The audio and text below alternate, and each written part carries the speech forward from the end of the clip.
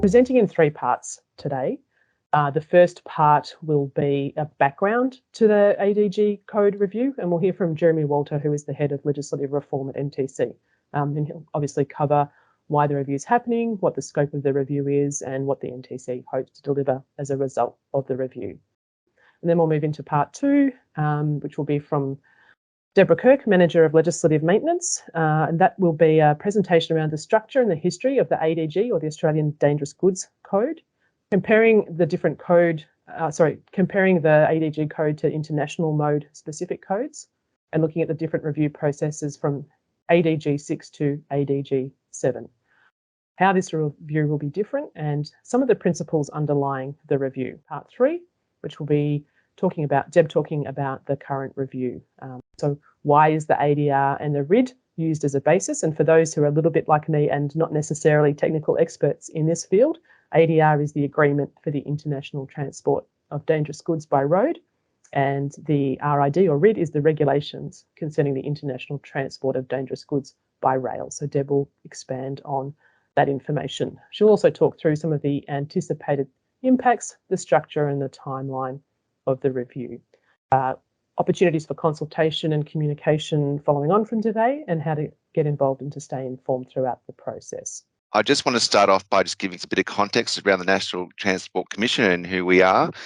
So the National Transport Commission is a national land transport agency leading reform of Australia's road, rail and intermodal transport systems. And from an accountability perspective, we're accountable to all Australian governments with a focus on achieving truly national outcomes across the land transport sector.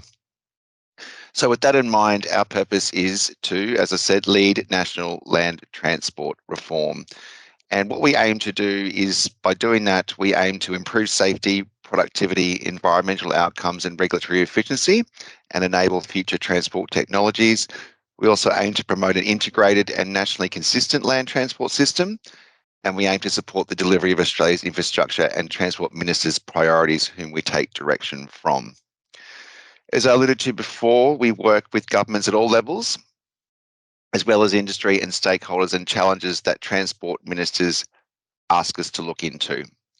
We help identify, explore, develop and evaluate solutions to those challenges, and we do this by harmonising and improving relevant laws and regulations and policies so the transport system works well for the people who use it, the freight that travels on it, and the governments who manage and regulate it.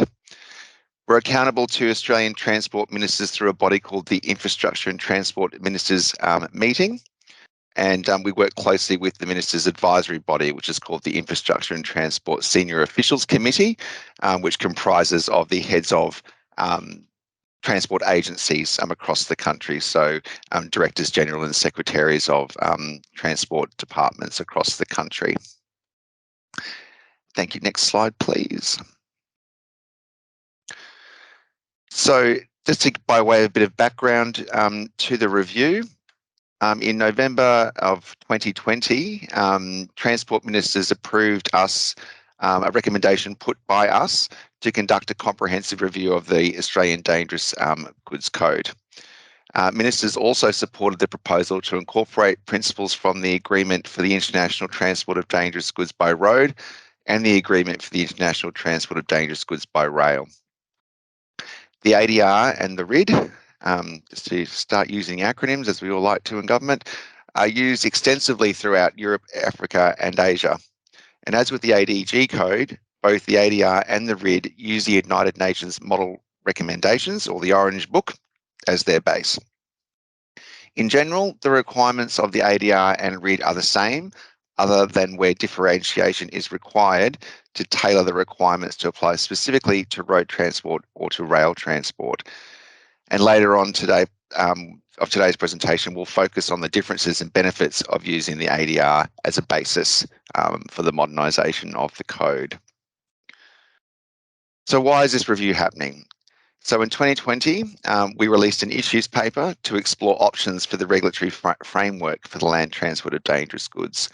While the focus of that issues paper was on the legislative framework that supports the code, the responses we received highlighted several problems with the code itself. And a major concern raised in those submissions was that while the current biennial maintenance cycle of the code to keep it aligned with the UN model regulations is appreciated, no review or revision has been conducted on the Australian specific chapters of the code. Many of the chapters were carried over from the 6th edition, either in full or in part, and these chapters have had no significant review for at least 15 years and are now quite outdated. In some instances, there's no evidence base or justification can be found to support the original introduction of some requirements. Industry and regulators also noted that the Australian Explosives Code is outdated and has no responsible agency, and expressed a strong preference for the ADG code to be expanded to include Class 1 explosives and for the Explosives Code to become obsolete. And additionally, a number of stakeholders identified the need for detailed training requirements aimed at specific duty holders to ensure more fit-for-purpose training packages being available on the open market. So what's the scope? So after analysing all those submissions that we received through the issues paper process, we made a number of recommendations to ministers, all of which were endorsed. But specifically, there are 2 recommendations that stand out. And that one of them is to conduct a full review of the code to update outdated chapters, identify and correct translation errors, incorporate relevant ADR concepts, and incorporate requirements for Class 1 and Division 6.2. The technical requirements for Class 1 and Division 6.2 will be incorporated into the code, but legal requirements will not be incorporated into the regulations. And then a further recommendation was to develop the training matrix based on a training needs analysis, including discrete task-specific training and exploring the potential for a dangerous goods specialist advisory competency. So what do we hope to deliver? We want to deliver a code that addresses the specific risks of transport by land, whilst also recognising any risks unique to the Australian transport environment. A code that remains contemporaneous and aligned to international practices that support the smooth and safe movement of dangerous goods across borders and transport modes. The review is focused on outcomes that serve the best interests of all parties involved in the transport of dangerous goods. This includes those parties on which the requirements are imposed, those who regulate and administer the requirements, and those who must maintain them. The aim of this review is to deliver more than just a cohesive and contemporaneous code. We also want to deliver a framework for ensuring the code remains up to date and aligned with international standards. So thank you very much. Before we get into the specifics of the ADG code, I'd like to show where it sits in comparison to the international framework for transport of dangerous goods. The UN model regulations, which most of us just refer to as the Orange Book, is the principal document. It contains the basic concepts, principles of classification, packaging, hazard communication, etc. These concepts are designed to ensure that we have universally accepted standard for these matters. The UN model regulations, though, are non-modal. They don't contain provisions on how to take these core concepts and apply them based on the mode of transport. The mode-specific bodies take the base concepts and requirements from the UN model regulations and then add additional requirements that implement the UN at the modal level, taking into consideration the specific risks associated with that mode of transport. For instance, for air transport, the International Civil Aviation Authority developed the technical instructions for the safe transport of dangerous goods by air, so the ICAO technical instructions. The International Air Transport Authority, IATA, convert those technical instructions into operational language in the form of the IATA regulations. The format of the IATA regulations is in line with that of the UNMR, supplemented by additional requirements and chapters specific to air transport. Similarly, for sea transport, the International Maritime Organisation implement the UNMR via the International Maritime Dangerous Goods Code. The format of the IMDG code is also in line with that of the UNMR, supplemented by additional requirements and chapters specific to transport by sea. Both the IMDG code and the ICAO technical instructions are used worldwide. For land transport, much of the world uses or replicates the ADR, RID, and another one which is the ADN, which we haven't mentioned because it's actually about transport on inland waterways, which we don't have. There are different ECOSOC and UNESI, so international bodies that are responsible for maintaining each of these instruments. And as with the IATA and the IMDG codes, the format of the ADR, RID and ADN is in line with that of the UNMR, supplemented by additional chapters specific to transport by road, rail or inland waterways. These international codes have the necessary framework and processes in place to regularly update them to ensure they remain current. But most importantly, they have the guidance, the framework and resources to ensure consistency of the requirements and to identify and eliminate contradictions and conflicts between the provisions. In comparison, when Australia moved from ADG 6 to ADG 7, the decision was made to base the updated code on the Orange Book and then add our own mode-related provisions. Many of these were simply brought forward from ADG 6, which in many cases came from even earlier editions of the code. The intent at the time was to examine each of these unique Australian or land-related provisions to determine if they were still appropriate. However, time and other pressures meant that this didn't happen. Essentially, all of the provisions relating to vehicles, placarding, loading, stowage, segregation, emergency information, licensing and other mode-specific requirements are uniquely Australian. Many of them were originally based on other sources. For example, the segregation requirements were originally based on the IMDG code, but as they were 40 years ago. Australia has no mechanisms to maintain the currency of these requirements. In some instances, the source or even the intent of some of the current requirements is unknown. Stakeholder feedback over the years and a literature review of relevant materials suggests that at present, the mode-related requirements of the ADG code consist of a repository of often disjointed, contradictory requirements that fall apart when closely examined. In many instances, there was no supporting evidence or data for their introduction, and there is no evidence that they've contributed to safer outcomes. The lack of consistency and cohesiveness in these requirements, coupled with a lack of framework for maintaining the mode-specific requirements, results in a continuing cycle of ad hoc, random amendments without consideration of the consequential inconsistencies or contradictions. A prime example of how the current process isn't working can be seen in the impacts of the unique Australian concept of a placardable unit. This concept doesn't exist anywhere else in the world. This example is just one of many and is shown merely to demonstrate the gaps in our current approach. So I'm giving this example not so much for you to concentrate on this problem, but the generic of the problem. For instance, the definition of placardable unit, which as I said is a uniquely Australian concept, specifically includes MEGCs and specifically excludes cargo transport units. However, the definition of cargo transport unit, which is a UN definition and one that underpins many of the requirements in the code, specifically includes MEGC. This contradiction has been corrected in ADG 7.8, but only because it was identified in the process of incorporating into the code a long-standing exemption for placarding of bundles of cylinders. The exemption was issued many years ago to address an unintended consequence from the introduction of placardable units. If you go through the code, you'll find many exemptions that were introduced to address other unintended consequences. You'll also find several inconsistencies or contradictions that haven't been addressed.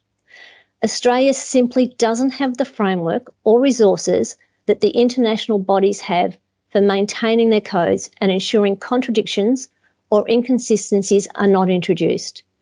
We generally analyse the impact that policy changes will have on duty holders, but we don't identify or analyse the consequential impacts on the code itself. We need to find a better way. As I mentioned earlier, It was intended that during the review process from ADG 6 to ADG 7, each unique Australian provision would be examined for its current appropriateness and underpinning risk basis. This proved to be an impossible task, as in most instances, there was no data or evidence to support the initial inclusion of the requirements. Without such data and evidence, it was not possible to determine whether the requirement had contributed to safer outcomes. The result was a compromise review that saw Australian provisions retained without examination in the interests of completing the review in a timely manner. The process also delivered a code that was, at its very core, disjointed and containing gaps, contradictions and inconsistencies. The above-mentioned limitations in the review process resulted in an undertaking to phase out the unique Australian provisions over the life of ADG 7. So how will this review be different? In his earlier presentation, Jeremy outlined the goals for this current review. Primarily, the review is focused on outcomes that serve the best interests of all parties involved in the transport of dangerous goods. This includes those parties on which the requirements are imposed, those who regulate and administer the requirements, and those who must maintain them. This is unlikely to be achieved if the review follows the same process as the transition from ADG 6 to ADG 7. We need to take a fresh approach to how the review is conducted. So, to set this review up for the best chance of achieving those outcomes, we've put in place a set of principles that will guide the review. The principles were developed with several key considerations. These included appropriate balance, achieving the right balance between safety and productivity, placing the duties on the appropriate persons, accountability, ownership. We looked at framework, controls and outcomes. So we want to strengthen the framework to enable some relaxation of requirements during transport. We want the controls based on and proportionate to the level of risk, i.e. lower risk equals reduced requirements, higher risk equals more controls.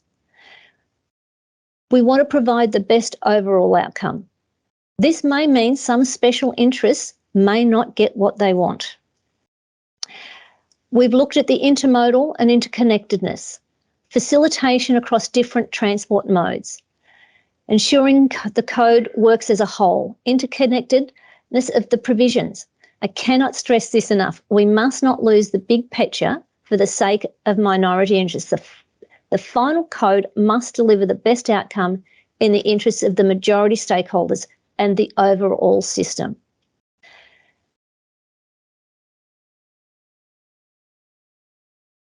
We looked at maintaining currency and collaboration, providing a ready avenue for maintaining currency of all requirements, not just those that come from the UN model regulations, as we do at the moment with our 2-yearly update. We want to be able to take advantage of and contribute to a worldwide body of expertise. Most importantly was ensuring transparency of decisions. With all of those in mind, we came up with a set of 6 principles. I'm not going to go through all of these principles. The list is available on the project page on the NTC's website. There are, however, a couple that I'd like to explain. I know in particular there are some myths and misconceptions circulating. I want to actually put on the table what it is we're doing. I want to particularly look at principles 2, 6 and 4. So principle 2 is that the land mode specific requirements in the ADR and the RID form the starting point for land mode specific requirements of the revised ADG code, while retaining current methodologies for placarding, segregation and compliance to Australian standards where relevant. What does this mean? It means that the trigger for requirements such as segregation or placarding might change, but the how we segregate or how we placard won't. This principle works really closely with principle 6, which is where existing Australian methodologies have been identified for retention, the trigger thresholds and the operational application be reassessed for safety appropriateness. For instance, the placarding thresholds. As I said, the triggers will be examined, but the methodologies will be retained. Why use the ADR rather than just look at the Australian provisions? If we were to examine each of the Australian provisions and compare them with those in the ADR, we would find that many of them are already covered in the ADR or addressed in some way in the ADR. The difference being that because of the process for updating the ADR, the working party that looks at it, and that working party at the moment has over 51 contracting countries that contribute, as well as many other organisations and countries that sit on the working group but are not contracting parties.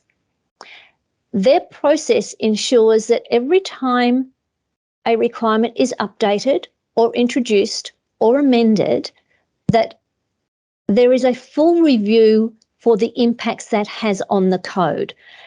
There are guiding principles that ensure that like risks are treated with like controls. We don't have that, so it makes sense to start with something that works and then look to see, do we need to make an amendment to cater for us, rather than starting with the ADG code requirements, which are very broken and very disjointed, and trying to fill in the gaps. So that's why we've gone that way. That also leads into principle 4, which is that, again, that those unique Australian provisions be considered for retention only where that analysis against the incorporated ADR or RID provisions identifies that the identified risk is valid and is not controlled by an existing ADR or RID provision.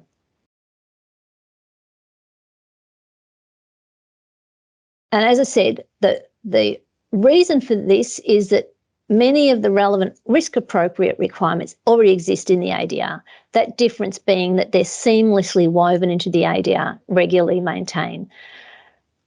The case for including or amending these requirements is debated by all of those experts, and it simply doesn't get in, that the change doesn't happen unless there is a vote and an agreement. I understand that these review principles and the review process is a step change from the manner in which previous comprehensive reviews have been conducted. This change in approach is seen as vital to ensuring delivery of a cohesive code that appropriately balances risks and controls, thereby delivering the best outcome for Australia and the overall transport system. In general, the updated code will retain very similar format, numbering style, usability, and look and feel of the current code. The proposed approach would also enable Australia to benefit from that discussion and evaluation taken by the working party for updating and maintaining the ADR and RID without binding us to the outcomes. We are not considering adopting the ADR. We are not considering becoming a contracting party. So it gives us the best of both worlds. So once again, why base it on the ADR and RID? To help explain this, over the next short time, and looking at the time, we are going to finish well before 4, I would imagine, but hopefully that leaves plenty of time for questions. So to explain why we believe that the ADR is the best basis, I'd like to take you on a high-level tour of the ADR, focusing on the structure and navigation of the ADR, just a helicopter view, an overview of the core principles of consignment and transport requirements, the dangerous goods list, mixed packing provisions, special provisions for carriage, dangerous goods transport document. We may not go into worked examples. I think the worked examples will be better placed in the written information that we put out after this webinar. As I start to go through this part of the presentation, I'd like you to focus on the skeleton of the ADR, not the detailed words. The individual words we can look at, massage, whatever, but the core thing I want to focus on today, and I'm mindful of not overwhelming you with information, I want to just focus on the skeleton of the ADR, the structure of it, and how it actually aligns to the transport process. So the flow of the ADR parallels the transport process from classification through to delivery. The duties are targeted at the appropriate person in that transport process, and they truly implement chain of transport, chain of responsibility. The requirements are logically grouped, making it easier for duty holders to find the requirements relevant to the task they do. This can be seen on this next slide. As you can see, each step here, so we've got part 2 covers classification. Part 3 is about identifying any special provisions, special requirements for packaging, for carriage, including loading and handling operations. So anything that needs to be done when handling that UN number. Parts 4 and 5 are about the preparation. So preparing your consignment, so packing it, marking and labelling, placarding of the vehicle, documentation, communication of special requirements, and we'll come to that. Then we start moving into the actual doing of the transport. So Part 7 includes all of the information for the vehicle selection, temperature control, specific things if you're transporting in packages or bulk or in tanks, special provisions for precautions to be taken during loading, unloading and handling, and for segregation and stowage. So they're about the doing. Then we move into actually driving. So the driver requirements and all of these are in Part 8. So all of the driver requirements sit in Part 8 of the ADR, and they cover things like the requirements for carry their transport documents, for the placarding and marking, for the equipment that they have to have, what to do in an incident, things about supervision of the vehicles, and restrictions on parking, smoking, brakes, etc. So as you can see, it's a very logical flow. The ADG code is a little similar, but not quite the same. We tend to mix things up a bit, and some requirements are in one chapter. For instance, for a driver to know what they need to do, they need to be going back and forth between many chapters. So the aim is to try and follow the ADR, which follows the process quite nicely. So let's have a quick look at how the ADR uses the dangerous goods list to support the structure. So the ADR supports this parallel flow of the structure of the document and the transport process by incorporating some additional information in the dangerous goods list, which, as we know, is or should be the very central point of everything in the code. This additional information is incorporated through additional entries and or additional columns. For instance, some of the additional entries in the ADR implement some special provisions. So providing clear and transparent information for substances that include additional classification, are not subject to the code, or are prohibited from transport. And we're going to have a look at a couple of examples of that. But as I said, having this additional entries in the ADR, at the moment, when you look at some entries in the ADG code, then you look at a special provision, and the special provision will tell you, oh, hang on, there's some more classification requirements in this. The ADR puts that classification back in Part 2. So it's already done before you even get to the dangerous goods list. The other thing that the dangerous goods list in the ADR has is additional columns. These columns clearly identify substances that can or cannot be packed together in the same combination packaging. This is different to segregation in stowage.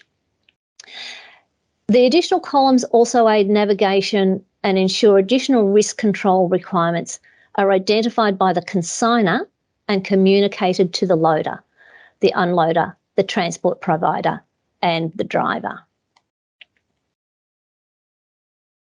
It actually starts to put more ownership on the person, or more responsibility on the person who owns these chemicals, the person who is consigning them. They need to identify this information and pass it on to those that are doing the transporting on their behalf. So let's have a look at a couple of examples. So as an example, for the ADG code for entry UN 0015 has a single entry that includes special provision 204, now, which states that articles containing smoke-producing substances, corrosive according to the criteria for Class 8, must be labelled with a corrosive subsidiary label, Model 8. So in other words, if you've got a Class 1 of UN 0015 and it also meets the criteria for corrosive, it has to have a Class 1 and a Class 8 diamond on it. It then goes on to say articles containing smoke-producing substances toxic by inhalation according to the criteria for Division 6.1 shall be labelled with a toxic subsidiary label, Model 6.1. Let's forget that, that's very old. So again, it's telling you you have to have a 1 and a 6. But to get to that in the ADG code, you have to, first off, you just have this entry. That's it. That's the entry. And then you've got to find the special provision and go and find that, go back to the classification. Now, that can be quite difficult if that hasn't been done up front by the person who's manufactured. How the ADR does this, the ADR places the classification requirement in Part 2, specifically 2.2.2.16, which is a far more logical location for it. So up front, you do your classification as Part 2, and that dangerous goods list actually has 3 entries for that UN number. So as part of your classification, you do the classification, you have a look in the dangerous goods list, and you already assign it. So it just is a more logical sequence. Another example is UN 1950, and I'm not going to go through all of this special provision, but as you know, UN 1950 in the ADG code sends the duty holder off to special provision 63. So the dangerous goods list entry simply says it is a Class 2. It doesn't tell you if it's a 2.1, a 2.2 or a 2.3. It then lists special provision 63. And you have to read that, which is all of this, and apply all of those to find out how to classify your aerosols. How often have you picked up your safety data sheet to see what an aerosol is, and it just simply says Class 2?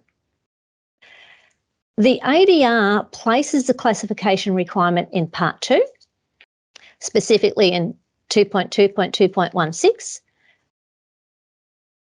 It tells you up front, when you're classifying your aerosols, you need to apply all of these rules and then give it its classification. And then in the dangerous goods list, it gives you all of these different entries. So, and I haven't, you can see this goes down off the page. So it gives you, the person doing the classifying assigns it 2.2 or 2.2 and 8 or 2.2 and 5.1 and 8. So it's all, again, it's done up front.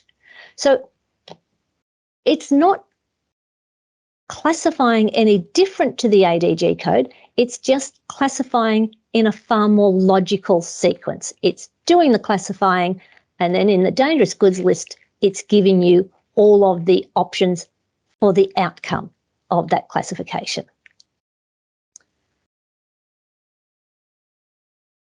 This is just another couple of examples of how the ADR puts some special provisions into action. You can see here UN 1910 calcium oxide simply says not subject to the ADR. If you were to look this one up in the ADG code, it will give you packing instructions, special provisions, all of those things. And then when you get to the special provision, then it will tell you, oh, this isn't subject to the code. Or the other thing that it might say is, this is only subject to the code if it's transported by air or by sea. Well, that's just wrong. If it's transported by air or sea, then it's not subject to the ADG code, it's subject to the other codes. But also, we don't maintain or regulate the IMDG code or the regulations or the IATA. We can't say this is subject to those codes unless we're actually monitoring and verifying that. So it makes more sense to simply say, well, it's just not subject to this code, and putting that right up front. Likewise, if a substance is prohibited for carriage, why, as the ADG code does, why provide you with a packing instruction and all of these requirements only for you to then have to go to a special provision that then tells you, oh, by the way, you can't, this is prohibited. So it just is more upfront. So I've already gone through the additional entries, which is, if we think about it as the rows of the dangerous goods list. But where the ADR differs significantly from the ADG code is in the additional columns and the information and guidance that these contain. These columns contain additional controls aimed at controlling the specific hazards and risks associated with certain dangerous goods. The first of these columns is mixed packaging. It contains provisions relating to what can or can't go together in the same combination packaging. The details for each of these provisions are all grouped together in 4.1.10 of the ADR. Mixed packaging is different to segregation of incompatible materials within the load. Incompatibility for stowage is covered in Chapter 7.5, provisions concerning loading, unloading and handling. So this column is just about, I have a combination package, I've got an outer box and several inner bottles. So this is just what can I put together in that same box. So it gives very, very detailed information on it. The other additional columns, columns 16 to 19, provide a list of special provisions or precautions relating to the actual transport. They cover transport in packages, transport in bulk, loading, unloading and handling, and operation. There are other columns relating to tank transport. I'm not going to go into that. The majority of people don't transport in tanks and generally in tank vehicles, but to say that that topic is a specific working group, and so there will be lots of consultation on that. So, as I said, I don't plan to go into detail on these other than to say that not all entries have special provisions assigned to them. The list of special provisions is relatively small, and they tend to be for higher risk UN numbers or specialised DG, for example, Class 1 explosives. One of the big changes from the ADG code is not just the inclusion of these additional provisions, but importantly, the ADR places the duty on the consignor to identify and communicate the requirements specific to their products. This is where the duty should sit. Prime contractors and vehicle drivers are transporting on behalf of the consignor. We at the moment do not have any of this. It's incumbent on the owner of a chemical to let you know if there is something particular or a particular risk or control for their chemical while you're transporting it. This will be a big step change for consigners, for owners of chemicals. And I know that this is a constant problem with consigners either not knowing their own products or doing an all care no responsibility. I've handed over to a transport company, it's their problem. When you think about the number of different UN numbers that a driver could have on his vehicle at any given time, he's not a chemist. A person who is consigning dangerous goods will generally, other than smaller retail type things, will only have a limited set of dangerous goods that they consign. They should know these intimately. They're either importing them or manufacturing them. So this just makes, for my mind, sense. The ADR requires, as I said, the consigner to identify those, but it requires the consigner to communicate this information via the dangerous goods transport document. So specifically, it says the consigner shall provide in the transport documents a statement regarding actions, if any, that are required to be taken by the carrier. The statement shall include at least the following information. So supplementary requirements for loading, stowage, carriage, handling and unloading of the package, overpack or container, including any special stowage provisions for the safe dissipation of heat, or a statement that no such requirements are necessary.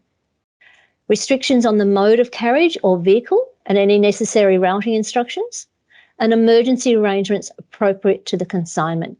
So if we just have a look at that, that will be a consigner. And some of these, as I said, most of them relate to explosives. So, for instance, one of the unloading, loading and handling special provisions is that you can't unload this package in the rain.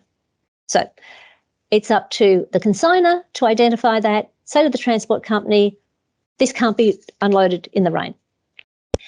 It's up to the consigner to say this particular UN number must go in a closed shipping container. It's up to the transport company then to make sure that they provide the right vehicle.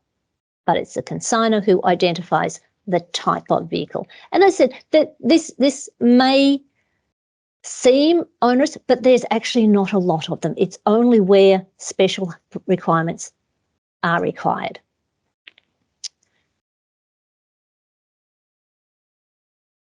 As you've heard already, this review is focused on delivering outcomes that serve the best interest of all parties involved in the transport goods and ensuring there's a framework in place to ensure the code remains up to date and aligned to international standards. This will naturally mean doing things different. There will be changes. However, while the proposed approach to the review represents a step change from past reviews, we don't anticipate that it will result in significant changes to the fundamental aspects of the land transport of dangerous goods in Australia, such as the way dangerous goods are classified, packaging, including packing instructions, performance requirements, marking and labelling, the manner in which vehicles are placarded, segregation rules, and the methods for segregating incompatible dangerous goods, the look of vehicle placards. While these may not change, the thresholds at which they're triggered more than likely will change. And I'm just going to touch back on EIPs on IBCs here. I've said the look and feel of our placards won't change. So we will still either placard with diamonds or EIPs. The threshold at where we move from placards to EIPs will definitely be looked at. So it doesn't mean that what we placard will remain the same. It means diamonds will stay diamonds, EIPs will continue to look like our EIPs. So as I said, the thresholds will be examined for their risk appropriateness. these fundamental principles not expected to change, but the proposed approach will result in controls being more appropriately risk-based and proportionate to the level of risk. This is expected to reduce some of the burden for lower risk loads while ensuring that higher risk loads are effectively controlled. One of the problems that we have, and it's not just in Australia, I have seen similar debates at the UN, is we seem to spend an incredible amount of time debating and arguing and playing with and modifying controls for low-risk dangerous goods, such as dangerous goods packed in limited quantities. And yet really big risk items just seem to get ignored. We need to start getting that balance right. So I just wanted to quickly talk about the setup of the review process. So what we've got is a number of topic-based working groups, and the next slide will list those topic-based working groups. Those working groups will have a chair, and the makeup of the group will include representation from industry, regulators, and other interested or subject matter experts. All of those topic-based working groups will feed into a national working group, which will be led by the NTC, but it will have on it CAP members, government agencies, other stakeholders, and industry. So the topic working groups will all come back and be reconsolidated by the national working group. The topic-specific working groups are the ADG code scope and exemptions, thresholds, so small loads, placarding, segregation, all of those things that are triggered by a threshold. The dangerous goods list, those special provisions and special provisions for carriage that we looked at, Class 1 explosives, incompatibility and segregation, PPE, fire and safety equipment and emergency response preparedness or response, tank and vehicle-related provisions, rail-specific provisions, training-related provisions, and other requirements. The timeline we are in here, so between now and sort of the 3/4 of the way through 2023, we will be drafting and continually consulting. So up until November 2023, we will then do a full consolidation for internal review at the NTC, and in early to mid 2024, we will publish a draft consultation regulatory impact statement with the draft of the code. And the intent is for it to go to the Infrastructure Transport Ministers meeting for their endorsement in November 2024. At that stage, towards the end of this, we'll be looking at, well, okay, how long should the transition be? When will it start? So that will all be part of this. Okay, the next steps, and as Belinda's already said, an edited copy of today's webinar will be available on the NTC project page within the next few weeks. And when I say edited, I'm sure people don't want 2 hours of a webinar on the webpage, so we will get a professional editor to look at that and make sure none of the content is lost, but it's consolidated a bit. We will accompany the webinar with an information booklet of what we've covered today, and we'll probably support that by more detailed information. So, for instance, we'll probably include excerpts of the lists of special provisions for carriage. Throughout the process, there'll be many opportunities to review the draft provisions as they're developed. There'll be regular updates and calls for comments. Will be posted on our website and advertised via our social media. In addition, everyone who has registered for this webinar will be notified of any updates to our website and consultation opportunities via direct email. So when we post the webinar and we post the FAQs on our website, you will all get an email notifying you of that. If you have particular interest, and I'm just going to go back here for a moment, if you have a particular interest in the work of one of those working groups and you want to be more directly contacted on their consultation while they're developing the stuff to come back to the National Working Group, please email me and let me know, and I will pass on your details to the chairs of those working groups.